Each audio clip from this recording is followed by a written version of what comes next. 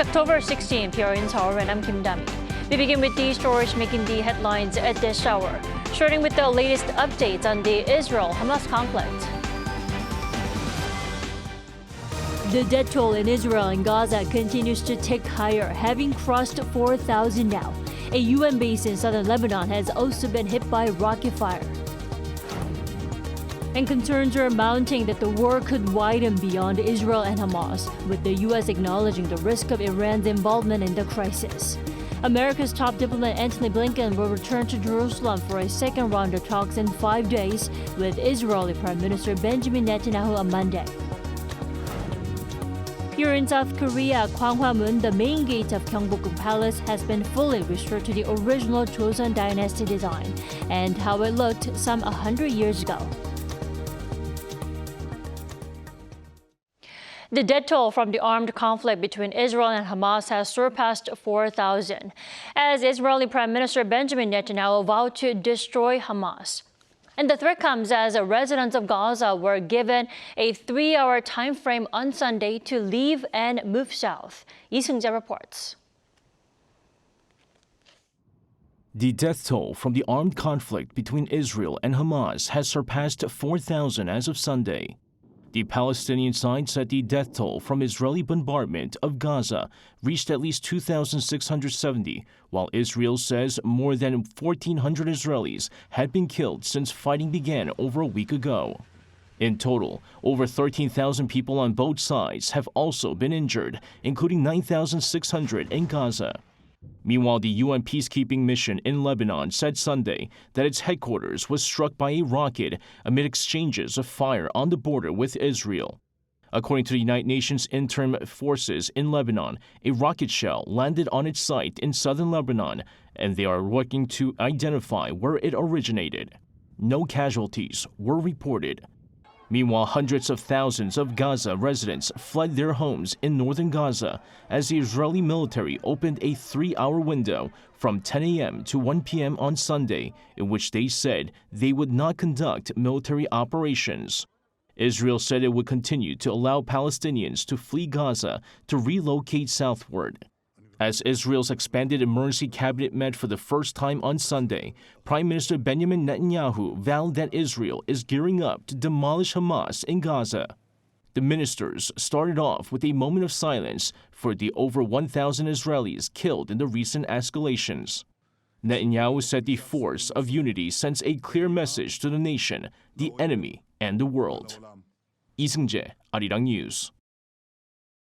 Amid growing concerns that the war between Israel and Hamas could escalate into a new Middle East war, the U.S. has acknowledged the possibility of Iran's involvement in the ongoing conflict. Our Shin Ha-young reports.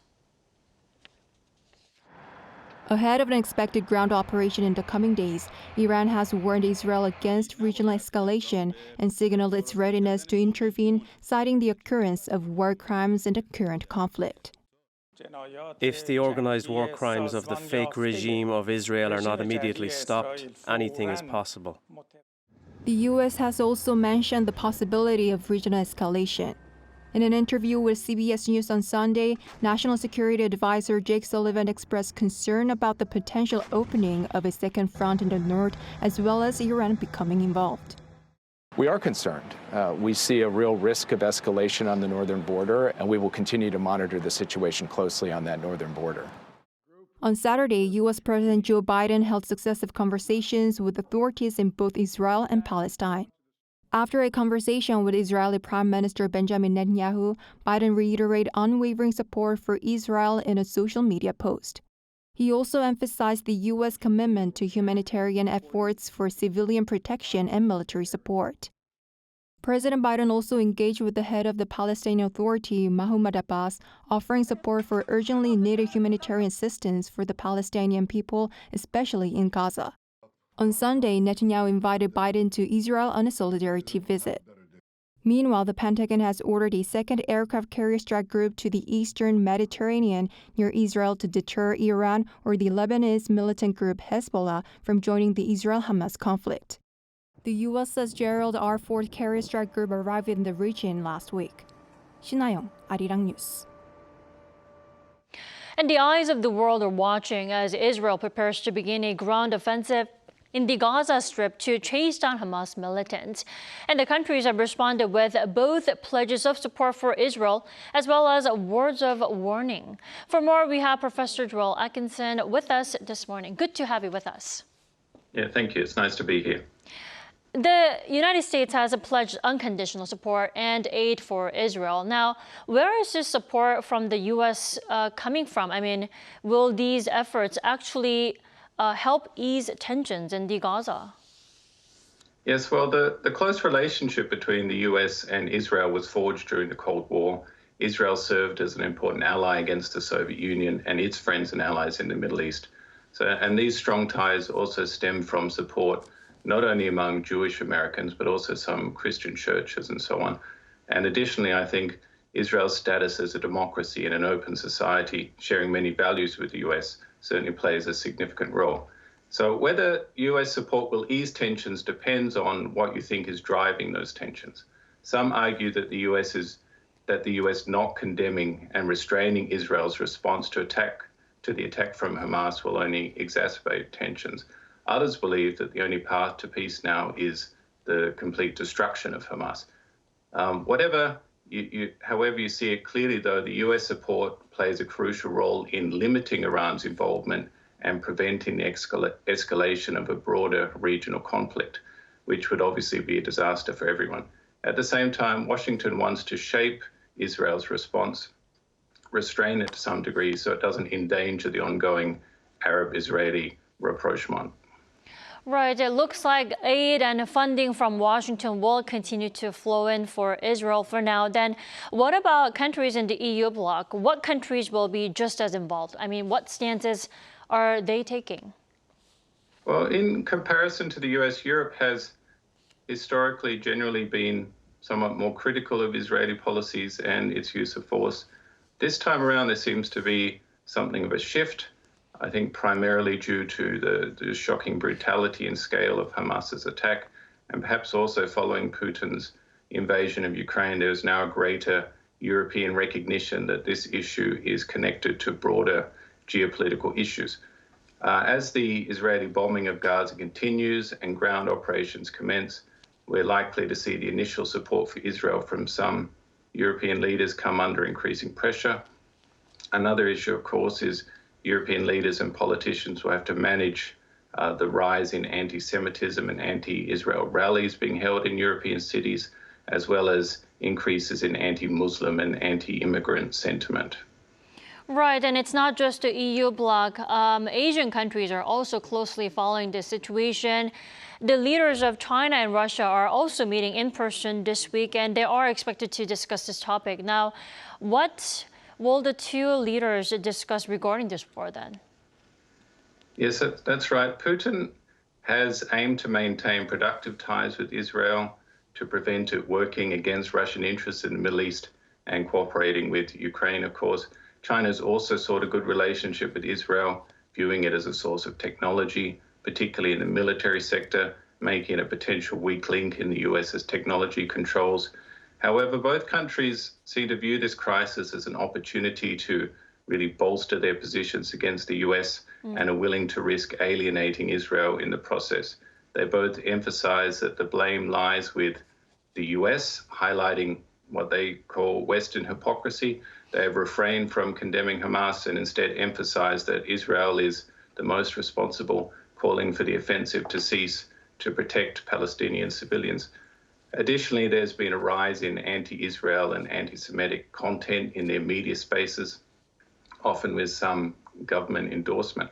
So given the scale and brutality of the Hamas attack, this attitude is likely to negatively influence Israel's perception toward both Russia and China. So when Putin and Xi meet, I anticipate their primary concern regarding this conflict will be how to restrain US actions against Iran, thereby giving Iran a bit more of a freer hand.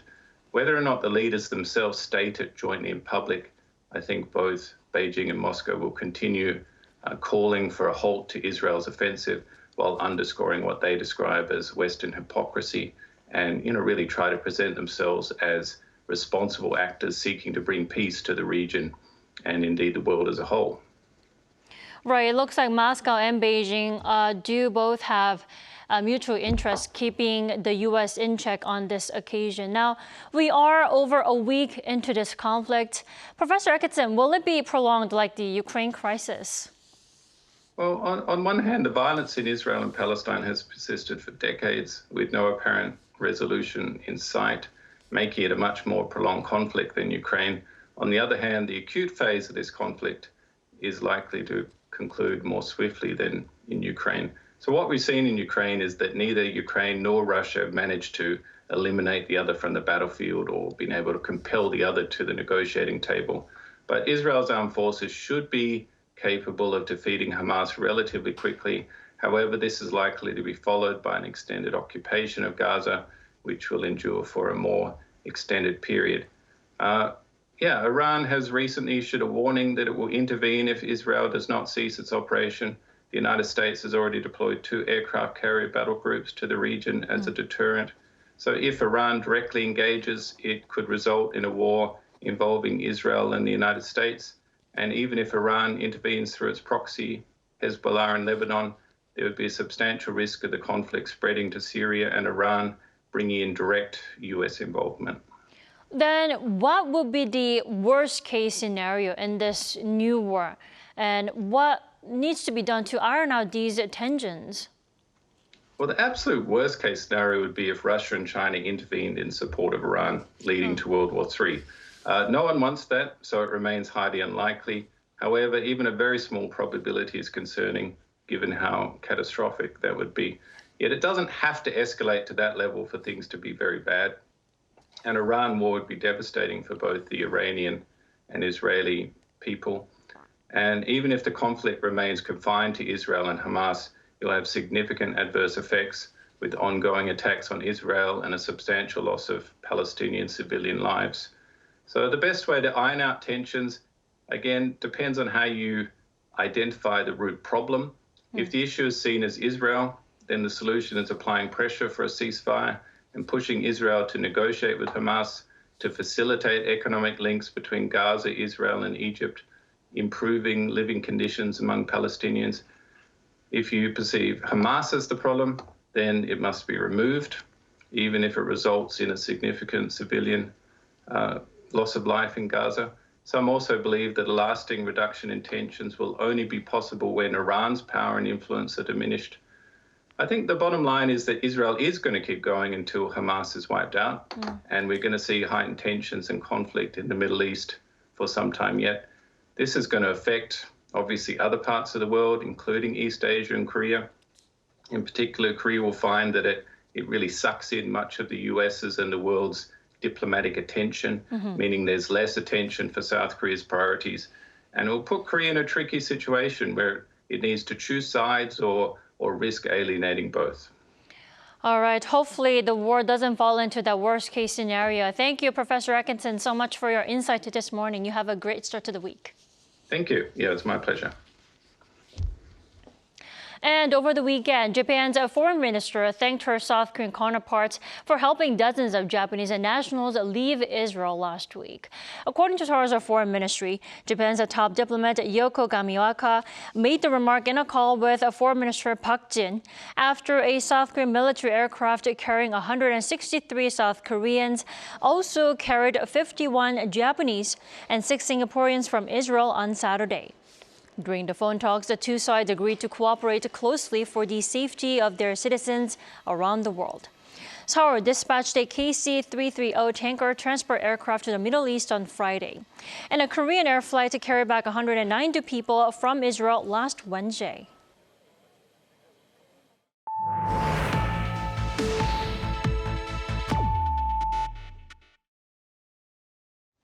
The stage in front of Gwanghwamun Gate, the main gate to Seoul's Gyeongbokgung Palace, has been restored to its original state. And now people can walk to the palace on the so-called King's Path that's been brought back for the first time in 100 years. Lee Kyung-eun has the story. This square platform in front of Gwanghwamun Gate in central Seoul used to be where the kings of the Joseon dynasty met the people. The ceremonial stage known as Warda that used to be built in front of major palaces has been restored to its original state for the first time since it was destroyed during the Japanese colonial rule. The wall day in Gwanghwamun, which was damaged by Japanese colonialism exactly 100 years ago, was restored. It was finally restored to its full shape. Perfecting the restoration are the pair of Seoul-sang, statues of a mythical animal that's believed to have appeared when the king's leadership was respected. And Gwanghwamun Gate, which serves as the main front entrance to Gyeongbokgung Palace, has been given a new signboard with Chinese letters in gold. I hope this becomes a time to reflect on how hard it is to restore damaged cultural heritage.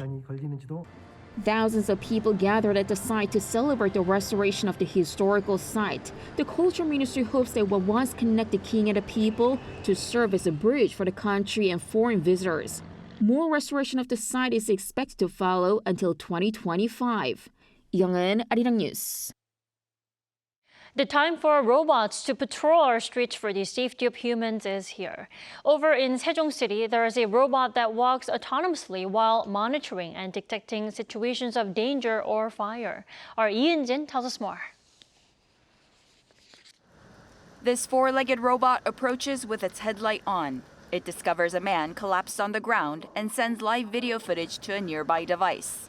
This artificial intelligence robot is in charge of patrolling the Kumgang pedestrian bridge in Sejong City.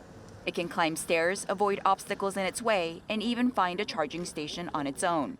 A thermal camera and a 360-degree camera have been added to the robot to increase functionality for detecting dangerous situations, including fires.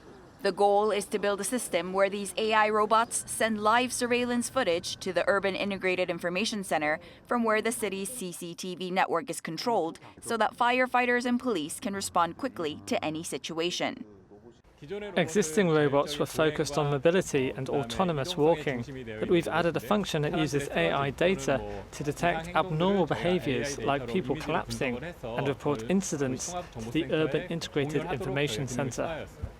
Patrol robots have been on trial in some communities, but this is the first time that they've been operated by a local government. Sejong City plans to run trial operations this year and introduce additional robots next year after adjusting for any shortcomings. Understanding it as robots doing things humans can't do or things that are difficult for humans, I think this will play a role in reinforcing human duties while promoting safety.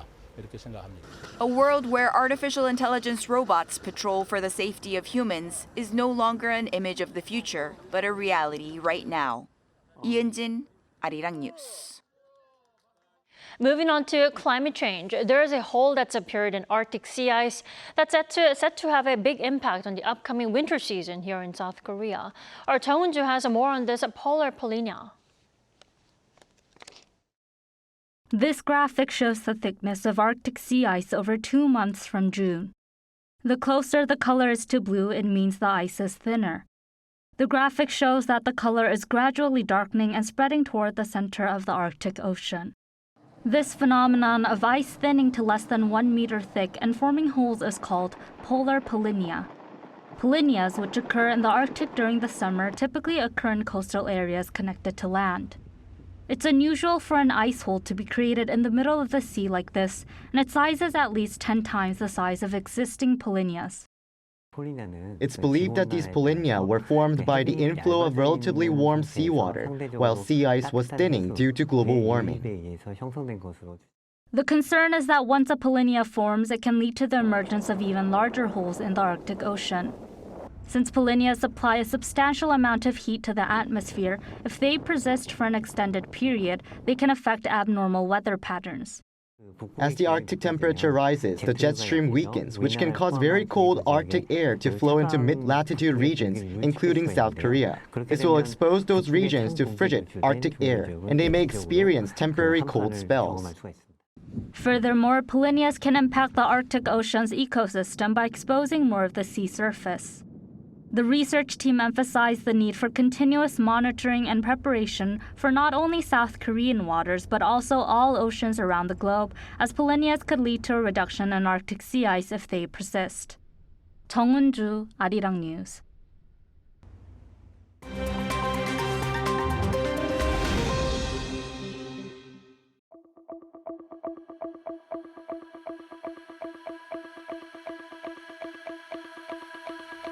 Good morning, I'm Matthew Ashley, and we now turn over to stories from around the world.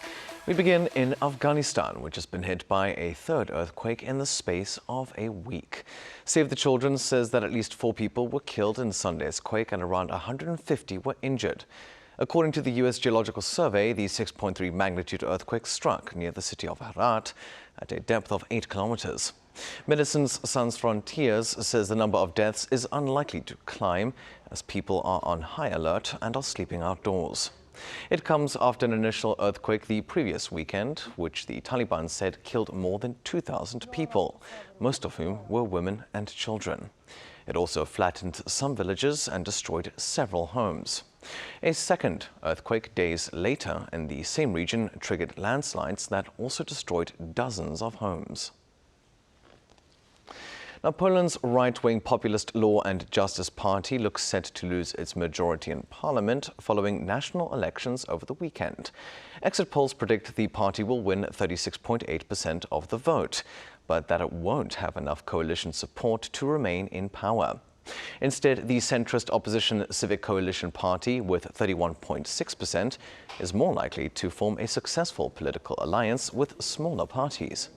According to the exit polls, the party has more than 248 of the 460-seat lower house of parliament, giving it enough support to end the sitting government's 8-year rule. This year's elections also included referendums on issues such as raising the retirement age and the number of migrants allowed to enter Poland. Now, skygazers across the Americas gathered over the weekend to observe a solar eclipse. Called an annular solar eclipse, the phenomenon occurs when the moon is at its farthest orbit in its orbit from Earth. Now, the positioning means that the moon cannot block the sun completely, creating a visual ring of fire. It lasts for just a few minutes. The eclipse started on Saturday in the U.S. Pacific Northwest and then crossed over parts of Mexico, Honduras, Colombia, and Brazil. The next eclipse of its kind will take place in October 2024 and will be visible in parts of Chile and Argentina. And finally, Three's Company actor Suzanne Somers has died aged 76. According to her publicist, Somers died peacefully at her home on Sunday, surrounded by family, just a day before her 77th birthday. Her death comes after the actress revealed back in July that she had a recurrence of breast cancer. She had been battling the disease on and off since 2000. Somers is best known for her role as Chrissy Snow on the award-winning sitcom Three's Company and for her later work in Step by Step. Outside of acting, she wrote 25 books on various topics, from diet and nutrition to poetry, and even became a New York Times best-selling author.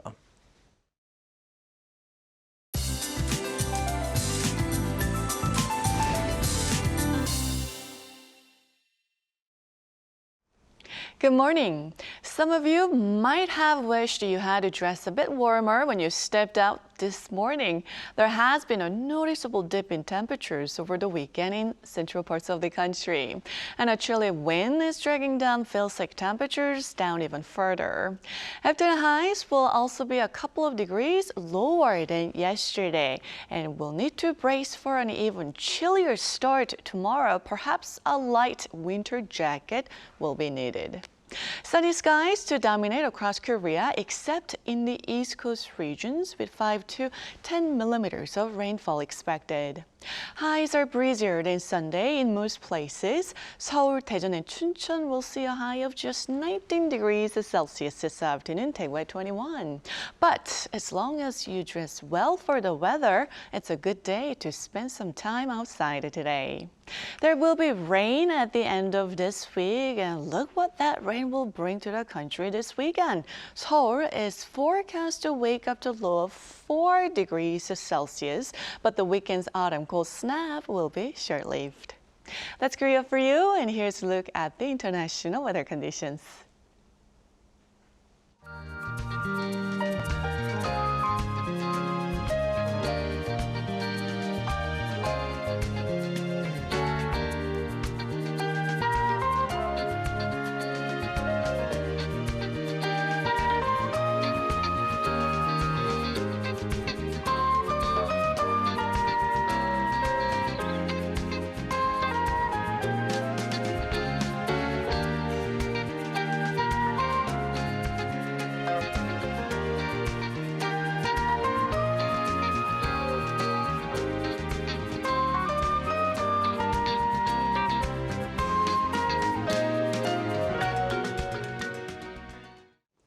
We thank you for watching New Day at Arirang. We'll be back tomorrow for Tuesday's edition at the same time, 9 a.m. Korea time.